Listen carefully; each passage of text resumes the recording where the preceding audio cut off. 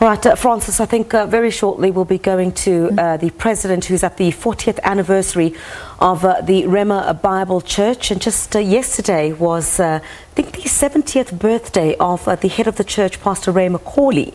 Yeah, one of the most prominent sort of religious leaders. Right. And we understand that President Cyril Ramaphosa at the Rhema Bible Church in Randburg in Johannesburg is now starting to talk. Let's take you there live. Let's be seated, please.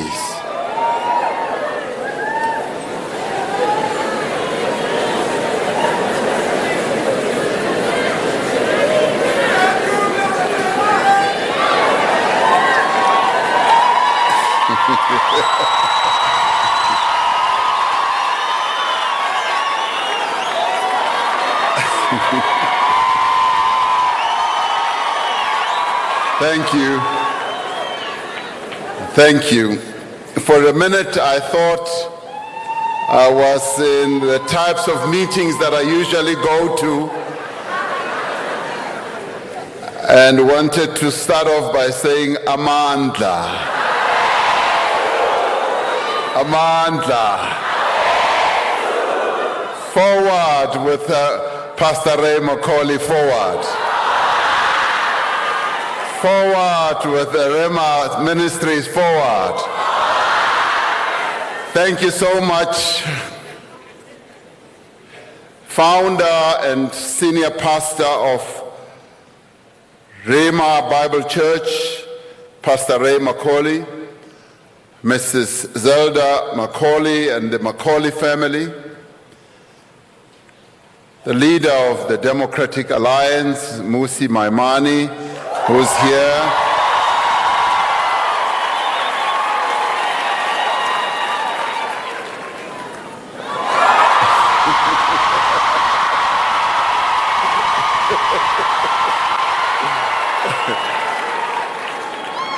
When I came in, Pastor Ray said, "Here's the person who gives you trouble in Parliament."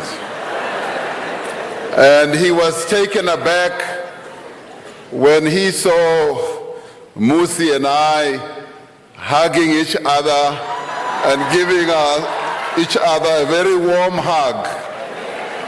But the warm hug went on for a little longer than he had expected, because we were whispering wonderful things to each other. I'm delighted that my brother Musi is here, and I believe that you worship here. It's wonderful. The leadership of Rhema Bible Church and Rhema Ministries, the leadership of other faith communities present here, members of national and provincial government who are present here, and the honorable guests. It is indeed my singular privilege to be here tonight for this double celebration. The first, of course, being to commemorate the 40th anniversary of this church. We also celebrate the first 70 years of the life of Pastor Ray,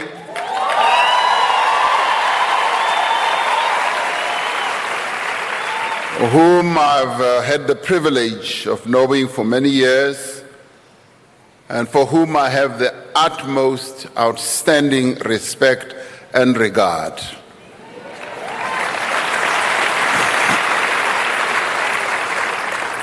Rhema Ministries and Pastor Ray are venerable South African institutions, deeply rooted in our history, in our national life, and enriching the body politic of our nation. Since January 1979, you have been a constant and reassuring presence, taking a very strong stand against apartheid and all forms of injustice. We thank you for the stance you took, Pastor Ray, to oppose apartheid, to oppose it in all its forms, from the Group Areas Act. You were one church that stood firm in opposing many apartheid laws, but especially the Group Areas Act, and we thank you for that.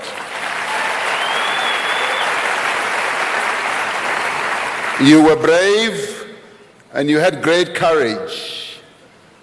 And when I saw the pictures of yourself when you were much younger, and you had the most beautiful body, displaying a six-pack. I envy those guys who have six-packs. And each time I see them, I say, these guys are showing off. They are showing off. But you fought for freedom and were not afraid to take the side of the oppressed. You became a target for harassment yourself. You and people like Reverend Hayes were seen as enemies of the state.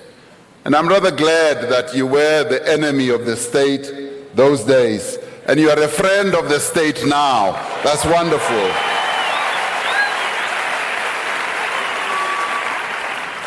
We also remember that Pastor Ray, together with church leaders like Reverend Chikani, Archbishop Tutu, Bishop Makhoba, and other faith leaders were involved in ushering our country towards peace, towards democracy, and to what we have today. And they were like the midwives of our democracy. You played a key role, and we thank you for that. At decisive moments when our country needed leadership, when our country needed direction, people like yourself, Pastor Ray, were there. I remember how you participated with us during the very violent days in the life of our country, when there was violence throughout the land.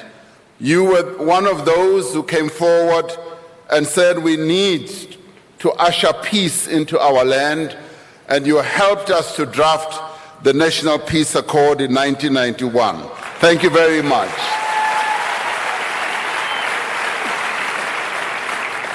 That was a pivotal achievement in the history of our country, because it was that accord that enabled the leadership of this country to move forward. Even the apartheid leaders at the time, they found that indeed we needed to chaperone our country towards a peaceful transition, and you were one of those. And thank you very much for the work that you did. When we embarked on a collective journey towards nationhood in 1994, you were there, as you were at the many other milestones that we have since reached. As one of the largest multiracial churches during the apartheid years, Rhema members became the observers during the election, during the first democratic elections that we had, and in 1997. And you know, we needed honest brokers. We needed people who were like Pastor Ray, people who we knew would be observing as the votes were being counted, because there were quite a lot of scalams during those days. And we knew that people like Pastor Ray and a number of Rhema Church members were able to become election observers. And thank you for that, because you ushered our democracy in. At another decisive moment in the history of our country as well, during the Truth and Reconciliation process, the TRC process, you came forward. You did not hold back as many others held back. And on behalf of Rhema and Independent Fellowship of Christian Churches, you came forward and participated in that very most historic process. You did so because you knew that our country needed healing.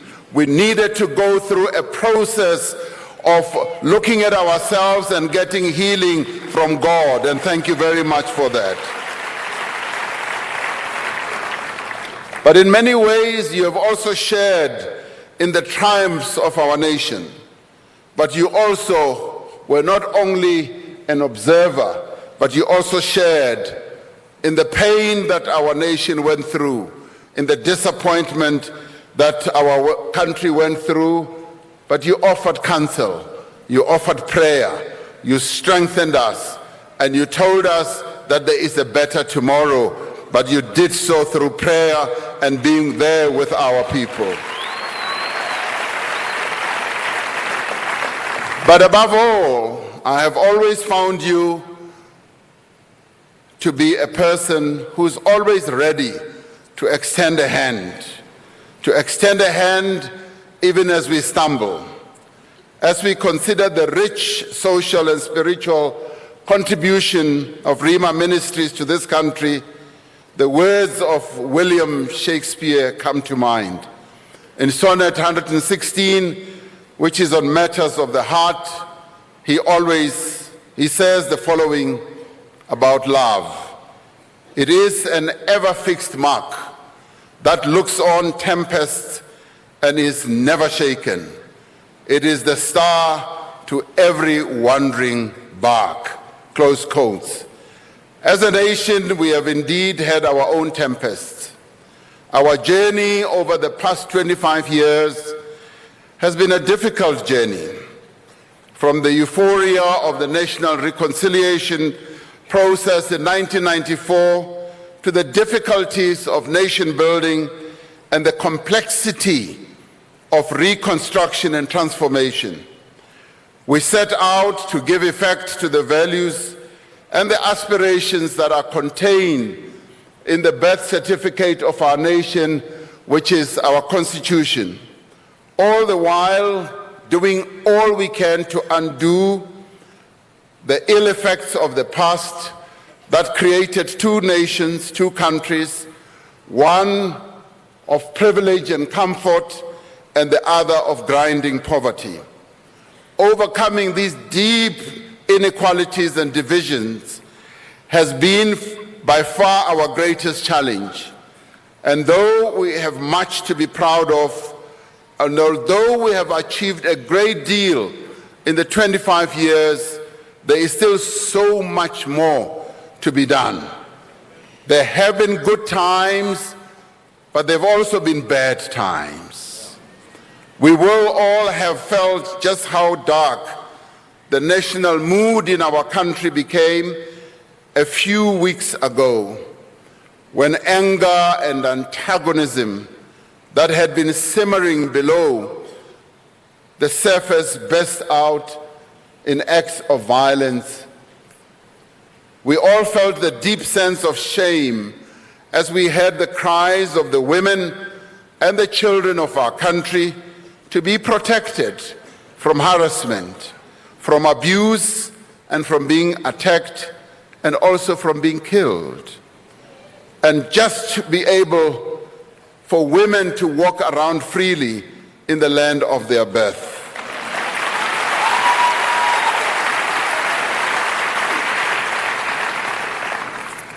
Right now, our economy is not doing well.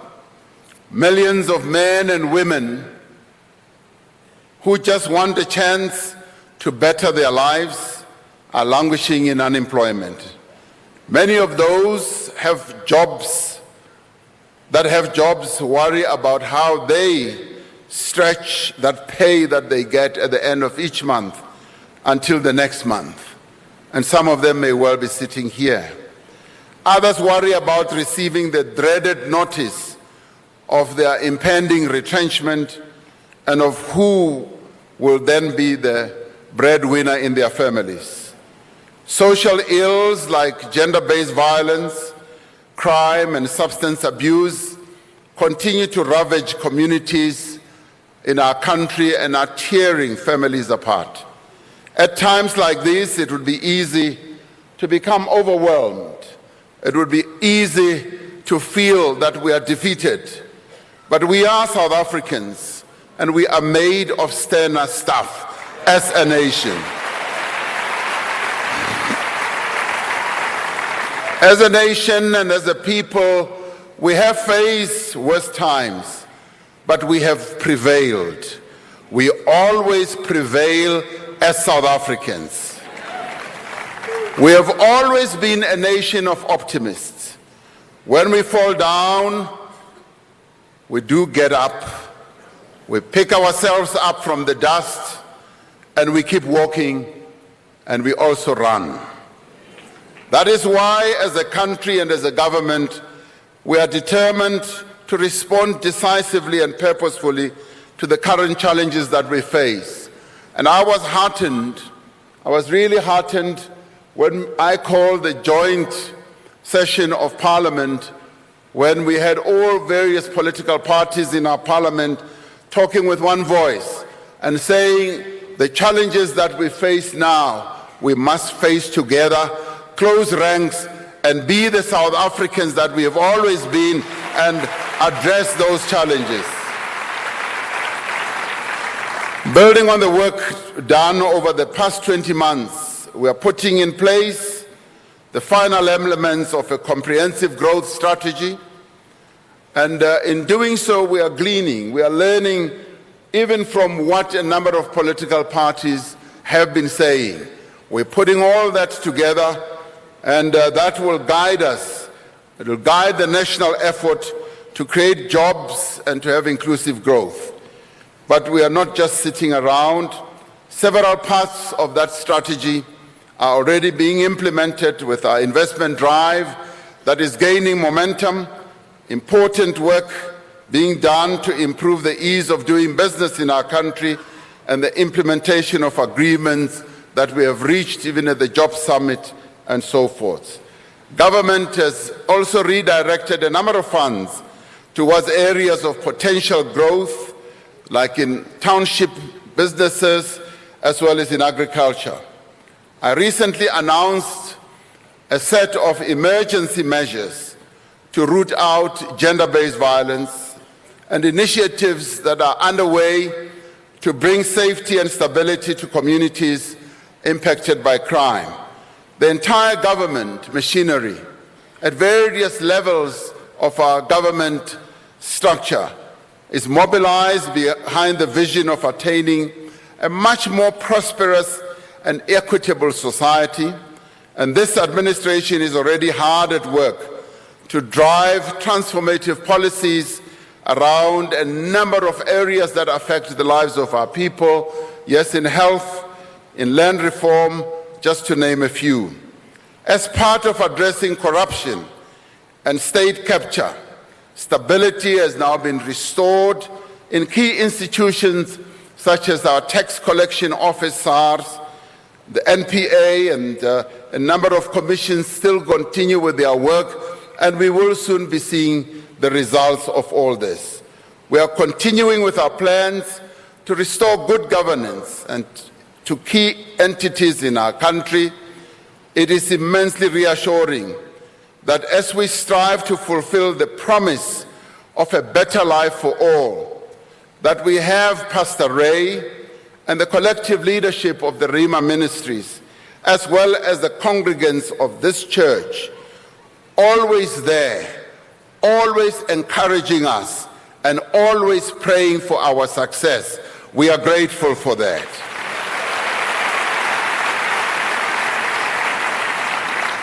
Now, this has never only been just talk. Ever faithful to its mission, Rhema Ministries has understood too well that society cannot be transformed by words alone. In a society still struggling to overcome a bitter legacy where one race was privileged above another, the faith community has risen to the challenge. In all your diversity, as people of faith, you have taken upon yourself the task of building a non-racial society where the equal worth of every person is recognized and affirmed. And this we saw right from the beginning, 40 years ago when this church was formed, it aspired to be a church that would build a non-racial society. And the mere composition of your church testifies to that, and we thank you for that.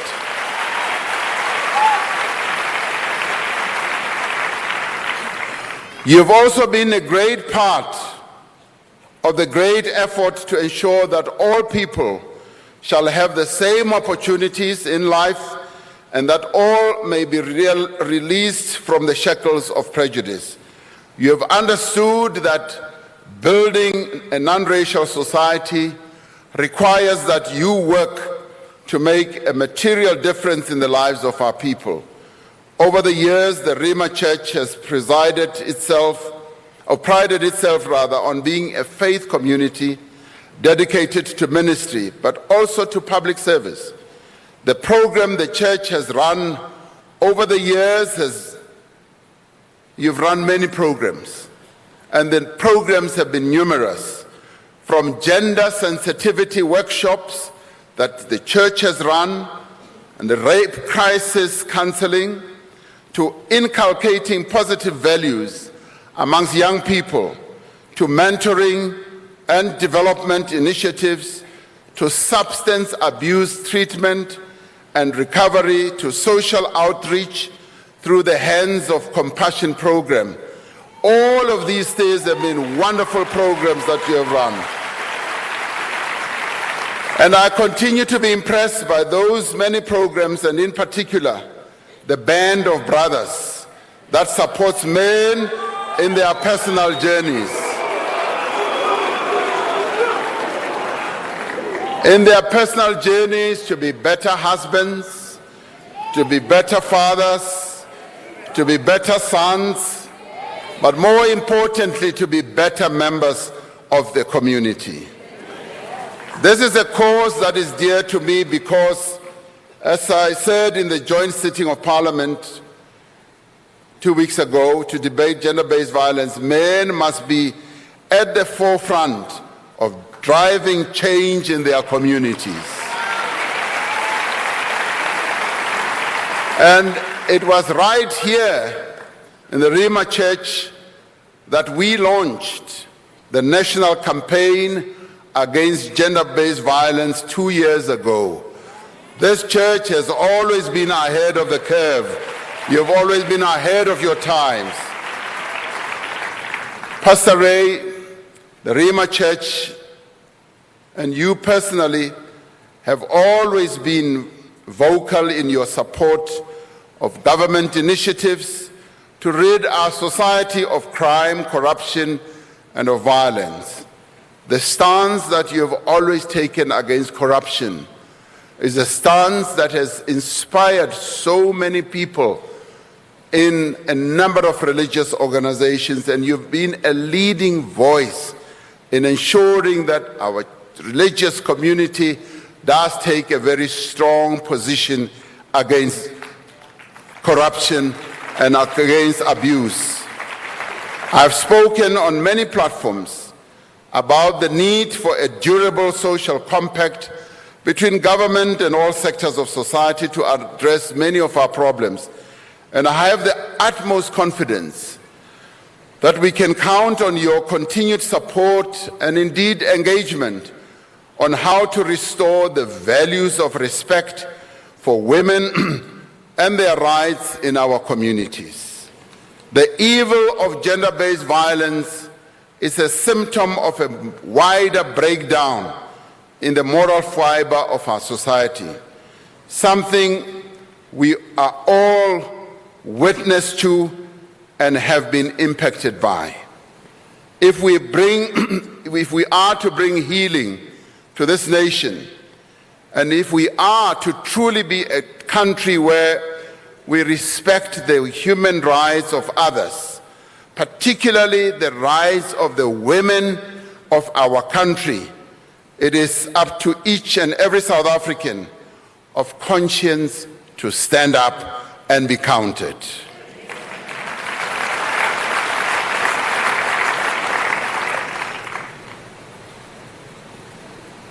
Far too often, we undervalue our contribution. But I'm just one individual. What can I do? We ask ourselves quite often. Even the prophets were momentarily struck by self-doubt. In Exodus, we learn how when he was told by God to go to Pharaoh, Moses said, "But I am an unskilled in speech. How will Pharaoh listen to me?" But he was fortified and strengthened by faith, the faith that guides millions of men and women of this country in their daily lives. Regardless of which faith you belong to, the scriptures and holy books teach us that it is the single action of the individual that always makes a difference. It was acts of defiance, both big and small, that won our freedom. It was the acts of defiance such as the ones that were displayed by Pastor Ray against the Group Areas Act and many others that helped to win our freedom. And it is acts of both small and big that will eventually narrow the gap of inequality that exists between us and our fellow men and women. My call to each one of us here today is to recommit ourselves to being part of restoring this country and to reminding us that despite all the turbulence, there is still so much good that exists, and that we must harness that good that exists amongst all of us. And the values of openness, of tolerance, and of respect are at the very heart of Christian ministry. We need them now more than ever before, because this is when those values are most relevant. The Rhema Church has been consistent in speaking out against xenophobia, going back to many years, and has initiated awareness campaigns in partnership with the South African Council of Churches. In my first State of the Nation address, I spoke of the spirit of Tumamina, the innate desire of every person to make a contribution to the common good.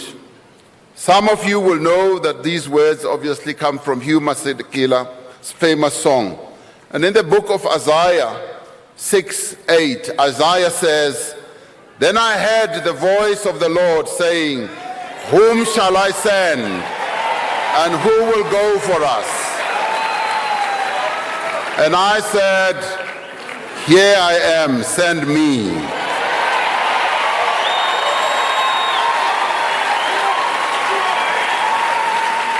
There can be no greater calling than to be of service to one's fellow human being.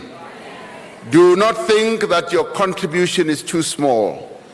Do not despair that you cannot make a difference, because every help does make a difference. Let us each commit to playing our part in helping this country attain its full potential. We are a great nation. Each one of us can play a part in making us even greater than what we are now. Let the words "Tumamina, send me" resound once again across the length and the breadth of our country, because our country needs us. Your country needs you. And this is not the time to ask, what is it, as one famous leader once said, that my country can do for me? We have to ask, what is it that we can do for our country and what we can do for the people of our country? We have come out of a period of difficulty, but this has only strengthened our resolve. Indeed, we have looked on the tempest, but we should say we have not been shaken. To Pastor Ray, I wish you a happy and blessed birthday and many more fruitful years with your family and ministering to our nation.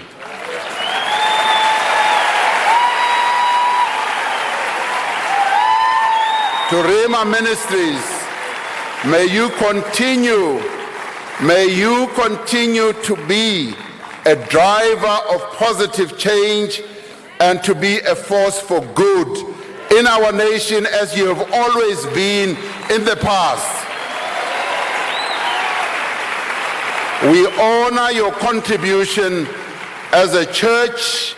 You've been a very brave church. You've been a courageous church over the years.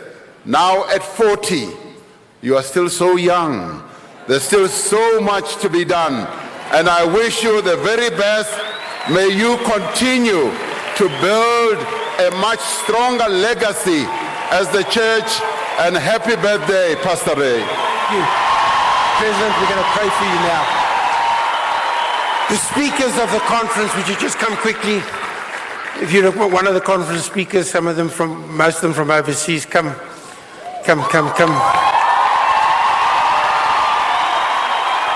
All right, that was President Cyril Ramaphosa speaking at Rhema Bible Church in Randburg in Johannesburg to rapturous applause. I think if you've been there, Crisaldo, you know how big that church facility is, quoting Shakespeare, quoting the Bible tonight, just calling on congregants to be part of rebuilding this nation. That's right. Rhema Bible Church, of course, celebrating its 40th birthday. And just yesterday, of course, as I indicated, Francis, was Pastor Ray's 70th birthday. And of course, the president starting off there, Francis, with, highlighting the contribution that the church has made towards various facets in the country, ensuring equality, and the church actually paying for the country in difficult times. And, the history that Pastor Ray Macaulay has had when South Africa was facing difficult times. He was on the side of those who were marginalized, during apartheid, always standing on that side and, seen as an enemy of the state, to quote the president, then, and him basically saying him being a friend of the state today. So the 40th anniversary of the Rhema Bible Church taking place in Randburg here in Johannesburg. And also a shout out to DA leader Musi Mamane, who was in the crowd, saying he worships there and welcoming him. All right, that's where we leave it, and that's where we leave the full view on SABC News. Thank you for being with us tonight. Good night. Have a great night. Sport is coming up next.